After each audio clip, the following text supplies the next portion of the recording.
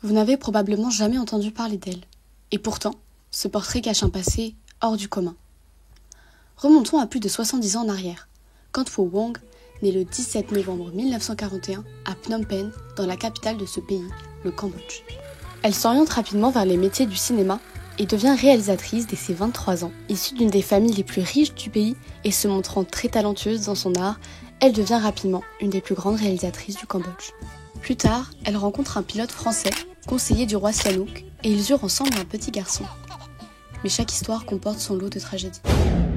Le 17 avril 1975, la guerre civile éclate et les Khmers rouges, un mouvement politique communiste radical mené par Pol Pot, marchent sur Phnom Penh en vue d'un coup d'État. Le couple est séparé et Kantwo est déporté avec son fils. Par chance, ils parviennent à quitter le pays et le couple se rejoint en France, là où elle vit toujours actuellement. Cette femme a gravé la mémoire de toute une génération et elle a aussi gravé la mienne. Elle a été brave, cette femme qui a vécu la guerre, cette femme qui a perdu la quasi-totalité de sa famille. Elle m'inspire la bravoure et le respect. Pour avoir été une icône du 7e art khmer, pour avoir quitté son pays natal afin d'en trouver un autre qui lui était totalement inconnu. Elle est partie de tout pour finir avec presque rien.